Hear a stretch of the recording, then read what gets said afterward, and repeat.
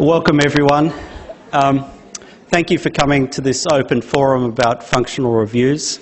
For those who don't know me, my name's Ian MacArthur. I'm here in my role as Director of the Office for Operational Excellence. That office has the role of overseeing the functional review program.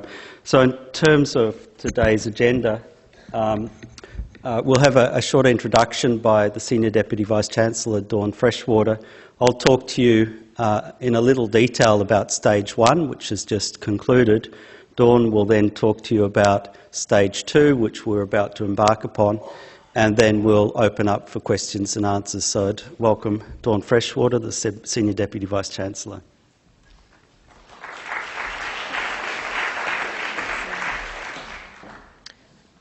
Thank you. We're using this microphone, yes. Good afternoon and welcome to everyone, and thank you for making the time to attend the Open Forum this afternoon. This is the second of a series of events that are taking place, the first one taking place yesterday, at which we're attempting to communicate as widely and in as much detail as possible the outcomes of the first phase of work from the functional reviews, and to talk a little bit of detail around the next steps. So I'm going to allow Ian to talk in the main around phase 1, and I'll pick up the phase 2 process. But I wanted just to start by highlighting again some of the contextual factors that are being considered, and not just simply the drivers, because some of these agendas around change have been around for a long time, but some of the contextual factors that we need to consider in undertaking the functional reviews and the more widely acknowledged changes that are already underway, for example, around education futures. So I don't need to go into lots of detail around this, because I'm sure most of you are now becoming familiar with the stories around what's happening as a result of, for example, the possibility of deregulation, but particularly the increased pressure from commercial education providers. Now, I wasn't here 2 years ago, but I understand that the narrative around the pressures from external providers was starting to be talked about throughout the university conversations, right the way from when the new Vice-Chancellor Paul came into office, and some of this conversation has continued over the last 2 years. And so the ground has been being prepared for what was seen to be inevitable, actually, in terms of the increasing competitiveness of our sector. And clearly that now is being brought into sharp relief by some of the government reform and some of the changes that the government are proposing around the budgets. One of the things that we're all familiar with, and that there is no escape from, and this is outside of any budget reform or higher education reform, is the rapid acceleration and advancement of technological ways of viewing education and technological modes of delivering education. And it's interesting, isn't it, that MOOCs were very high profile for some time. They've sort of settled into the fabric of what we're doing, and most people are now engaged at some level in MOOCs. But even so, that has now become sort of a part of general conversation, and we're going through wave upon wave of implementation of new technology, new ways of viewing education and new ways of viewing learning spaces, as well as the technology itself. And to be able to compete, we do need to be able to contribute to that agenda, not just respond to the way in which technology and digital first is driving us, but we need to be on the front foot in terms of contributing ourselves to ways in which pedagogy might respond to those sorts of challenges. The reduction in government funding is something that you're all becoming familiar with on a daily level, no doubt. I noted in the education supplement today the comment that China has overtaken many countries, including Australia and Europe, in the student numbers, and that constant message that's being put through some of the education media is another pressure, I think, that people can feel that we're having to respond to, but respond to in a very considered and strategic and methodological way. And I think that's why when we talk about the functional reviews, you'll see that actually this is not just something that's a rapid response to external pressures. This is part of a wider transformational agenda that UWL has been engaged in over a period of time. The deregulation in the university sector, well, we still don't know what the outcome will be of the Senate deliberations. We all doubt, I think, very much that there's going to be complete retrenchment on this. I think that there's going to be at least some debate around it. I think one of the worst things that could happen through this conversation when it goes to Senate, from my point of view, having come from the UK, is that the decision is made to cap the fees. That is not helpful in the sector, and we're better to go back to where we were or to go forward rather than to cap the fees, because that actually just creates a lot of chaos for very little return. The other thing is, and the context for this is not simply Australia. So many of you will know and will have seen the media around Melbourne recently. You'll be familiar with what's been happening at ANU and some of the regional universities within our own state have been through similar processes of functional reviews and wider reviews. But this is not just simply an Australian phenomenon. There have been many reviews like the functional review and complete rethinking of strategies across Europe and indeed across North America. And so this is in the context of a much bigger picture of global challenge around higher education. I've already said that the functional review is part of a wider transformational agenda. That agenda was triggered before I came into the university and includes a number of things that we're already engaged in. So Education Futures moving into Cycle 2 is just one example of that. But the reason that the functional reviews are such a critical part of this whole transformational agenda are, of course, that the functions, as I call them, professional services, are strategic enablers of us achieving our strategy. Without those enabling capabilities functioning at the highest level within the organisation, then we're not going to be able to achieve our strategic goals. We've had a launch of the new strategy recently, and there's been some talk around that. And so having functions and professional services that facilitate everyone's ability to contribute to the delivery of that strategy are critical. And as you'll hear from Ian's presentation, there's quite a lot of appetite across the university from the conversations that have taken place in this first phase of the process for ensuring that we don't have duplication of effort, and for making sure that people do feel that they know who they're accountable to and who's the go-to person or the go-to service for something that's required to enable them to do their job more effectively. And so this is not... the reality is that a lot of what we've discovered in Phase 1, of course, are things that some of us are very familiar with because we're living with them on a daily basis. This is probably the first time that we've had them all captured in one place, in one particular initiative. And so I won't go into details, I'll let Ian talk about that. And then once we've done that, we'll say a bit more about what it means for Phase 2. So Ian. Thanks, Dawn. I'm going to talk to you a little bit about stage 1 of the process, which I mentioned has just concluded. I'll talk about the scope, the process that was undertaken, and some of the outputs. Just to remind you, the context for functional reviews, and hopefully these are messages that are fairly familiar to most of you, but I thought it's important just to reiterate them. The first point is that UWA does have a cycle of review, but the focus of that standard cycle of review is on organisational units, so units like schools, faculties, or central administrative units.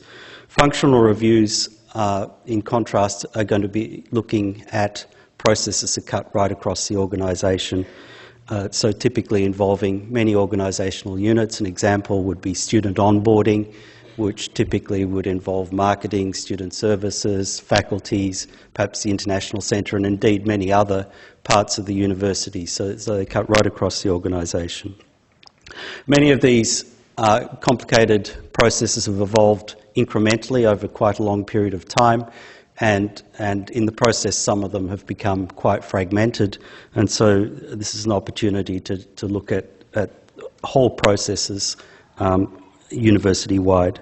The functional reviews are definitely not about assigning blame to anyone. Everyone's working very hard with the time and resources they have available. Rather, we should view them as a real opportunity to stand back from the hubbub of everyday life and, as an organisation, take a look at the bigger picture, look at the services, the experiences, the outputs that we're seeking to deliver, and make sure that we're doing that in a way that makes use of our scarce resources and increasingly scarce resources in the most efficient way.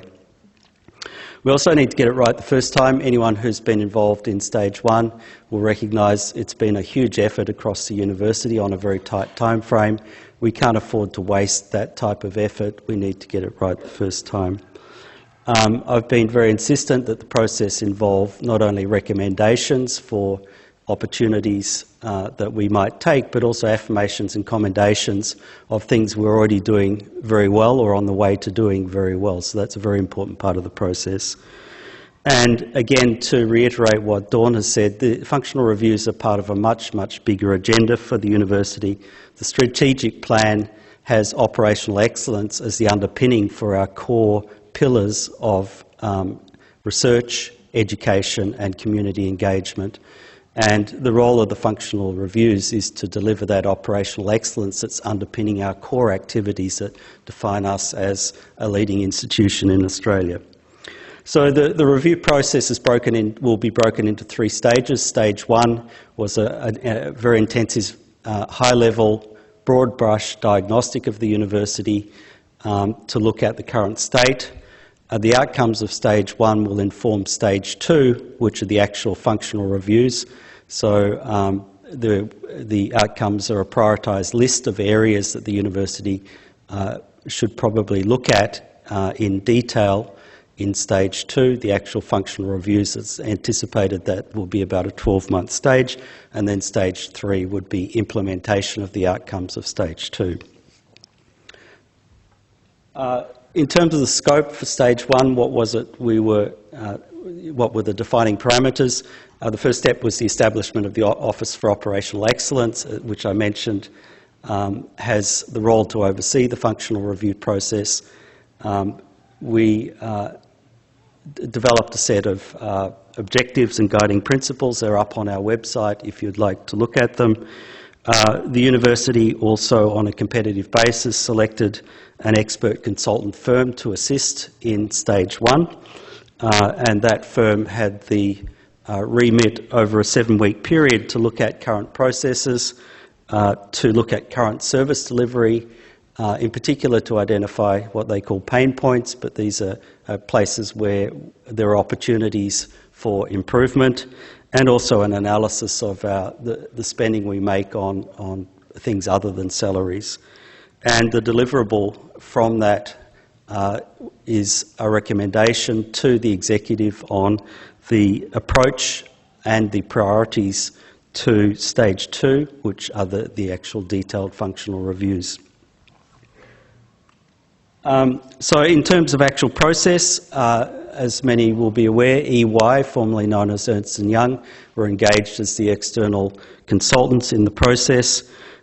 They interviewed and met with a very large section of stakeholders across the university, and they gathered on the basis of those discussions, workshops, one-on-one discussions. They gathered a whole lot of perspectives about the processes and functions at the university, both from a provider and a user perspective. And in fact, there were almost 1,000 observations that they collected in that process, and they assembled them into higher level themes.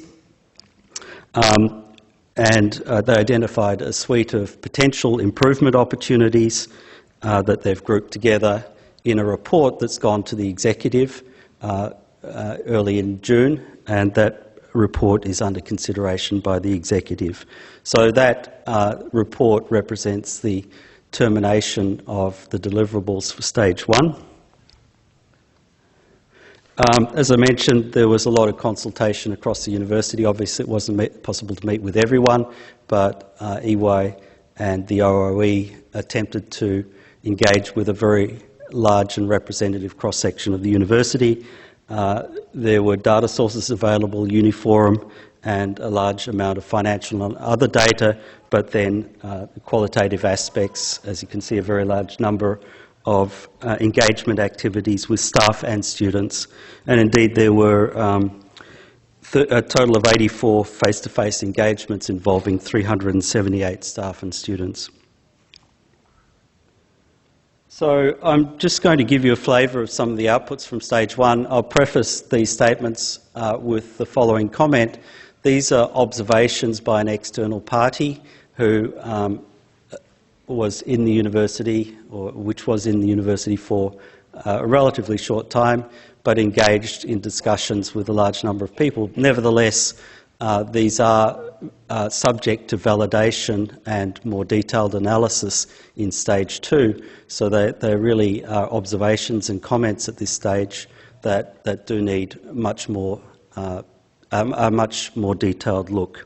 So with that rider, I said affirmations and commendations were an important part of the process. So some of the higher level ones, EY observed that we have a culture that cares about our students, the institution and the community. Our staff are dedicated and passionate, often go beyond the call of duty, and staff recognise the need for change and actively contributed to developing the stage 1 outcomes. So that's some of the broad affirmations and commendations. I thought I'd give you a few by functional area.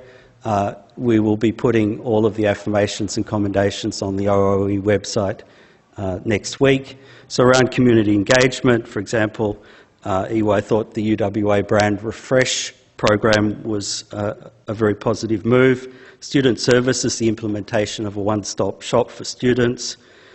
Research services, the restructure of research enterprise to include research development in innovation was seen as a very positive move.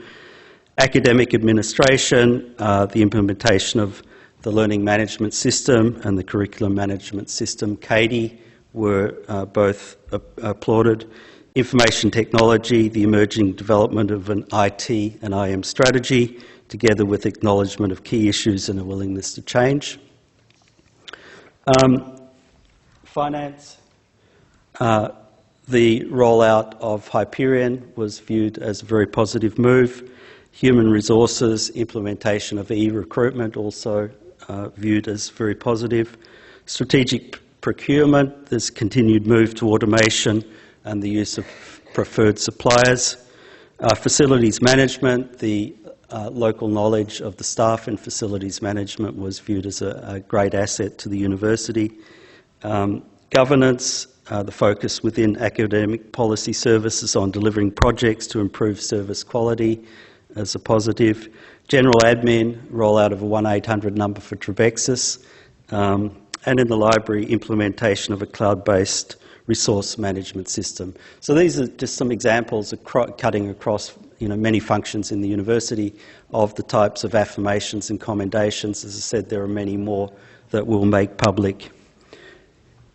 Around the findings or recommendations, again, I emphasise these are observations by an external party for consideration by the university, but subject to validation with much more detailed analysis in stage 2. So again, these are grouped under various categories, as you can see here. These are by function, and so it's important to understand that, for example, when we talk about student services as a function, we're not talking about the organisational unit student services. We're talking about services to students and those services are delivered not only by the organisational unit Student Services, but across faculties and also schools. And similarly, for example, with research support, that's not just research services as an organisational unit, it's support to researchers across the institution, facilities management of facilities across the institution. So with that in mind, I just want to run through some of the types of recommendations that EY had made on the basis of their discussions with the university community, just to give you a flavour of the types of things they're coming up with. Obviously, in very limited time, we can't go through a lot. So again, I've just picked out indicative examples. So under community engagement and marketing, they observed that our marketing strategy is very fragmented, and we lack an integrated marketing, digital and internal communications strategies. Under services to students, they're delivered inconsistently by 47 business units across UWA. Academic administration, multiple systems are used for entry of information on units, timetabling and handbooks, and the course development process has multiple layers of approval. Human resources, again, not as an organisational unit. Recruitment and onboarding processes require improvement. Under finance, finance operations are a mixture of central and devolved activities with duplication of effort. And a number of processes are still highly manual, and lack of identity access management strategy is a key challenge to automation of these processes. Under management of facilities, there's a confusion across UWA on who's accountable for booking and maintaining any given facility or venue, and we have a lack of a space optimisation policy. Under general administration, again, illustrative example, Trebexis is viewed generally by those who use it regularly as acceptable, but by infrequent users, they find a lot of difficulty with it. Governance, there's a recognition that the delegation of authority and segregation of duties across the organisation is very complex. Support to researchers, processes are not well documented, understood or adhered to, roles are not clear. The library, Wi-Fi and PowerPoint's insufficient for students, no central repository for administrative data. And information technology, UWA lacks clear IT vision and strategy. There's a lack of IT architecture capability to address critical issues.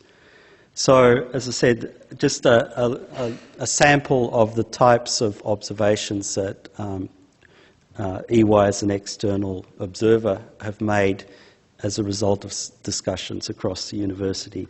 To illustrate the point on IT, this is their map of our current IT landscape, the various systems that the university has in place, many working very locally, a lot of them not connected up, and indeed some of them duplicating activities that are undertaken in another section of the university by another IT system. So I think just looking at that picture tells you we've got a little bit of work to do in the IT landscape in terms of consolidation. The report also contains some sort of broader level observations, and I'd just like to highlight a few of those. So these are more institutional. Around service excellence, overall UWA structure and culture is very highly decentralised, significant duplication and many inconsistent processes across functions, and the result is that decision-making processes are often slow and service experience can be inconsistent. In terms of student, as they call it, student acquisition and world-class experience, we have a lack of an integrated marketing and digital strategy. Target cohorts, experience levels and related strategies need to be defined in marketing plans, and a student experience framework should be developed. IT enablement.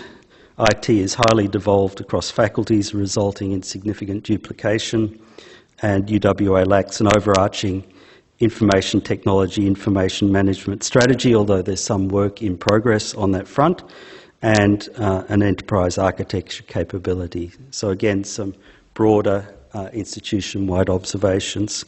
So as I said, the full report is sitting with the executive, and they're in the process of making decisions about stage 2, the actual functional reviews on the basis of the observations provided by EY in consultation with a cross-section of the university community. So on that point, I'd like to hand back to Dawn, who's going to talk to you a little bit about what stage 2 might involve.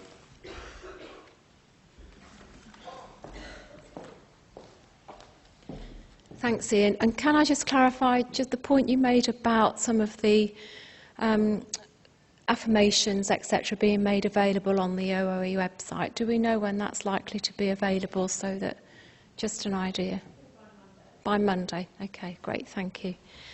So to follow on from that, and one or two things to say just as a preface to these next few slides. So the first thing I want to say is, given the feedback that we've had from EY, and bearing in mind that is in consultation with many people, and we have to do a lot of sense checking, of course, across the observations, and over 1,000 observations at different levels and varying levels of detail. But one thing I would like to say right up front is, in terms of prioritisation and the approach to how we manage that detailed piece of work and moving that forward into phase 2, we know, and I know, and the people here know better than me, that we have a limited ability to manage whole-scale change all in one go, overnight, all at the same time, without some form of external support. So there's not an expectation that we could manage whole-scale change at all on our own. We also have significant time pressures, not least 2016, the date by which we're expected to be rethinking fees, structures, and a number of other things. And of course, we're all engaged in business as usual. As Ian pointed out, we're continuing to deliver on core business, whatever that is for us, in pursuit of delivering the strategy. And so this is a really complex landscape of change that we're talking about. And so it's going to be critical that whatever we decide as a result of this first phase of work and where we go to with the next phase, that we identify really clearly up front where we're going to benefit from, and realise and optimise the benefits of having external support, and making sure that we're clear about that. And that might not be across everything. It may only be across some things.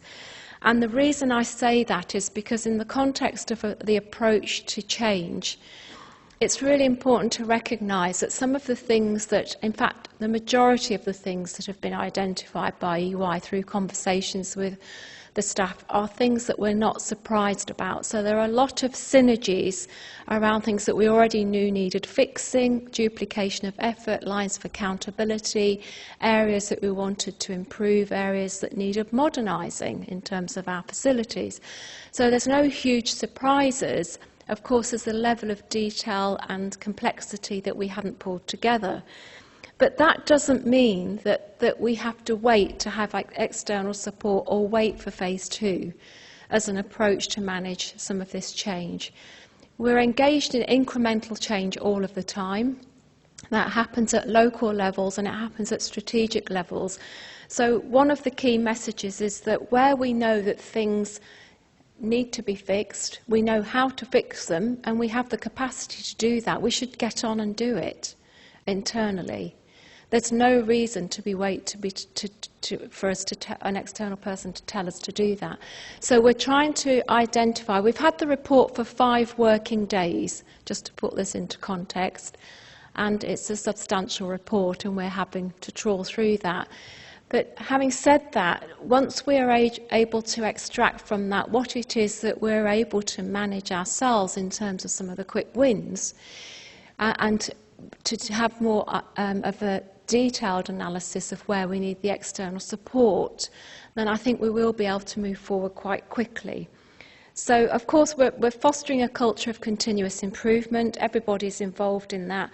But there will be some discontinuous change. And by that, I mean, once we've made decisions about those aspects of the functions that would benefit from a detailed diagnostic with an external consultant support involved, then that will mean taking that function out of the system, so to speak, looking at it, really interrogating it, looking at the business process in its entirety, end to end, and then in that process looking at how it might be more effective and how that effectiveness might impact other services and other functions in our core business.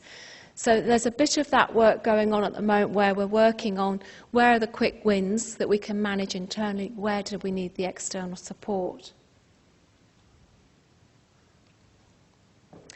So then to more detail around the prioritisation. And as I've already said, and as you can see from this slide, a lot of the opportunities that were identified in Stage 1 through EY are related, of course, to what we're already engaged in terms of our strategy or re-looking at our financial position, and most of which we knew about. Of course, we would say, and this will be shown in more detail on the next slide, that the initiatives that we would want to progress out of those that we've been presented with as opportunities most immediately would be the ones that are going to accelerate us towards achieving our vision of being ready and prepared for 2016. So identifying here some aspects, market-facing student experience initiatives, and some of the IT enablement opportunities. IT enablement, because actually without the IT enablement, that's fundamental to so many of the other things that we want to look at and improve across the university. Ian highlighted that one of the bits of feedback that we had from the EY process, for example, around marketing, is that we're pretty fractured in that area and we don't have an aligned strategy around marketing and communication, and that's going to be an area that's going to be critical to both the internal and external communications around the challenges that we're facing. And so it would seem obvious to pick out some of those areas, such as the market-facing student experiences, for us to focus on in the first instance, and also to, as it says on the slide, to achieve some of the near-term savings. So without going into detail already on the prioritisation, we're starting already to see some of the things that would be most sensible in terms of having some external support with. All of the recommendations that we're considering at the moment are being considered in the context of 4 categories of benefit, and those are on this slide.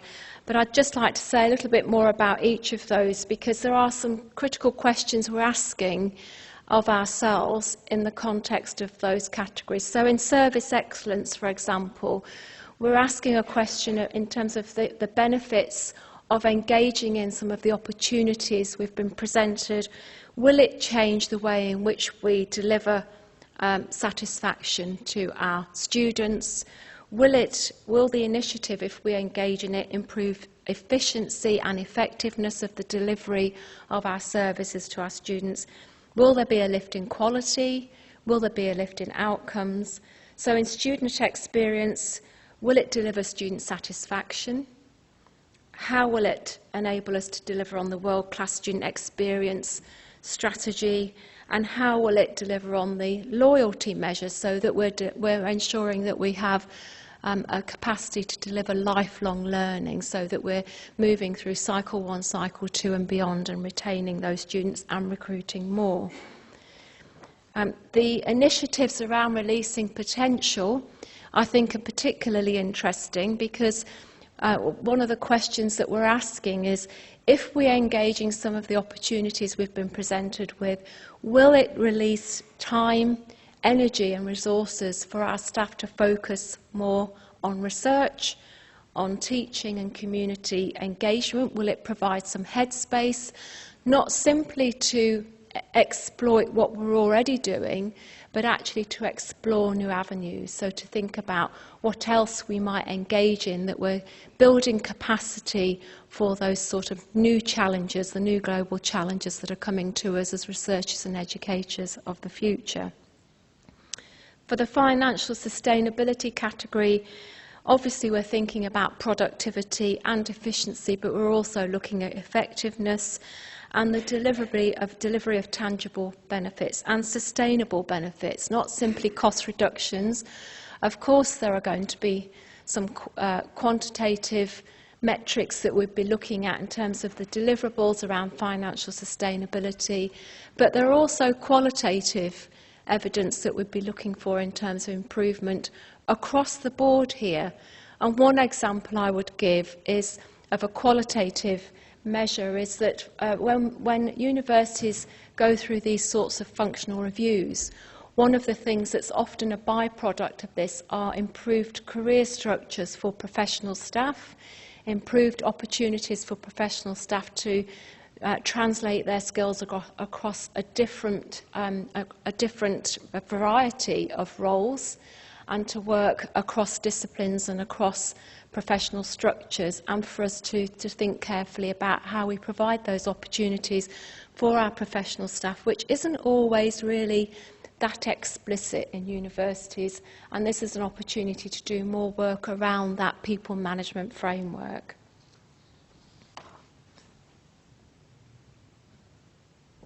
So in more detail, the Stage 2 programme of work, EY have structured their responses to us in looking at areas that we might want to concentrate on for more detail and more interrogation in these categories of market-facing, corporate services and other areas.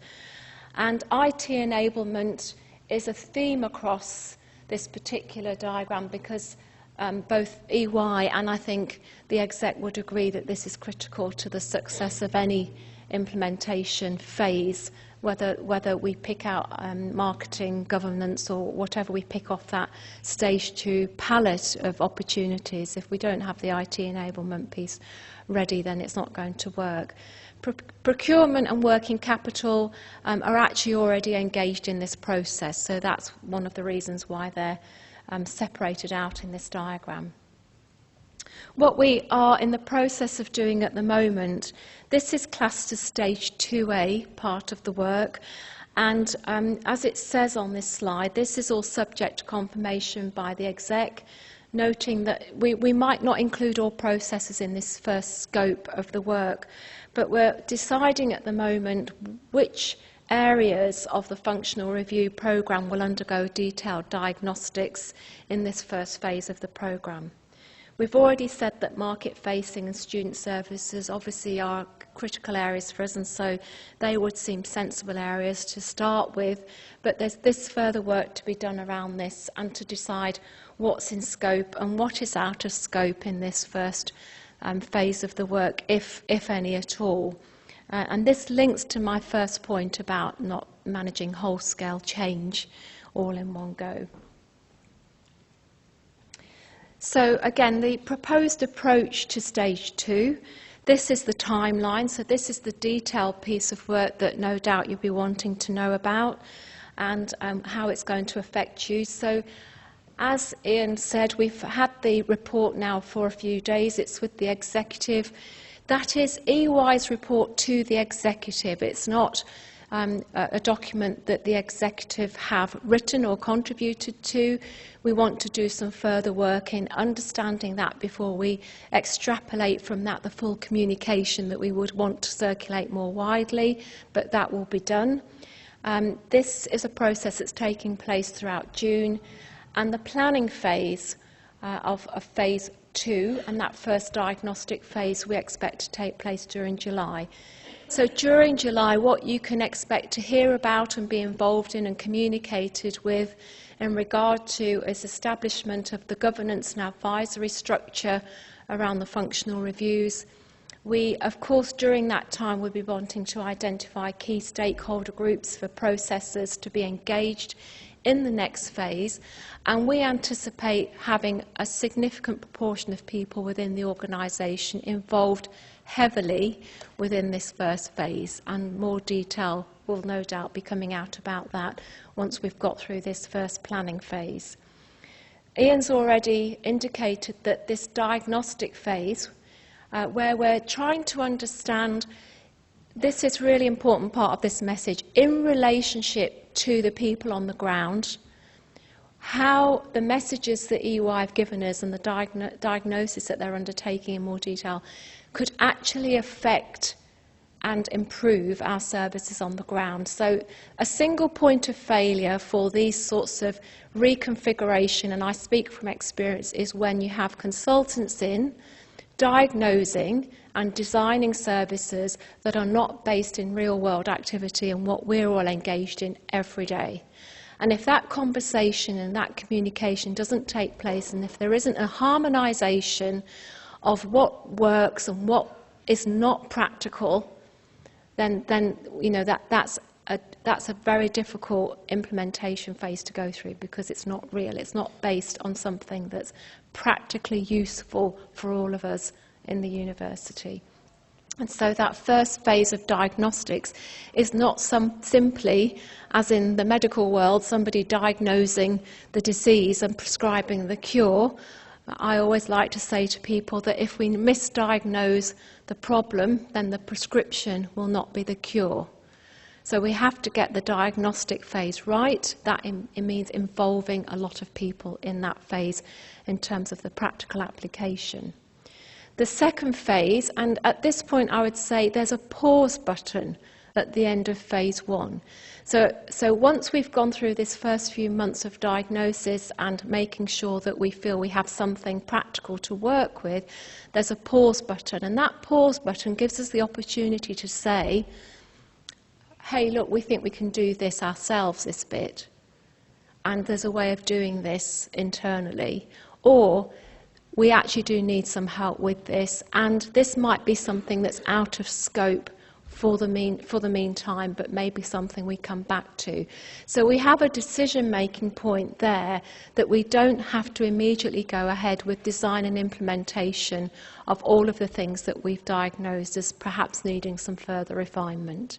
We have an opportunity to say, thank you, we don't need any help with this, we're going to manage this internally. Yes, we need some help with that, or that this needs to be re-looked at for a particular reason. Having done that, then we would like to move with those areas that we have decided, yes, we need some support with, let's get on and do it. I think if I was sitting in the seats out there rather than standing here, and I have been sitting in the seats out there when this has happened, I'd be thinking, you know, we've been through similar things before, and is something actually going to change? Are things really going to happen? Are we going to see some improvement? When is it going to happen, or when is it going to feel differently, and what is it going to mean for me? And if those are the questions that you're asking yourselves, then we're asking those questions too. We absolutely have to make sure that we keep the momentum around this process, and to make sure that we're communicating and working with you on what are the practicalities and the deliverables of this. And if at some point something seems to be out of scope, then we need to make sure that we communicate that. So I think, given that it's already, I can't quite see the clock, but marching on, and no doubt there'll be a class coming in here or some use of this space, we ought to move on to questions and answers. So I'm sure there are some gaps in that presentation. Some of them we won't be able to fill because it's about us not having the detailed information, but if there are questions we can answer, then Ian and I'd be happy to take them. Thank you. Great. So do we have questions? Yes.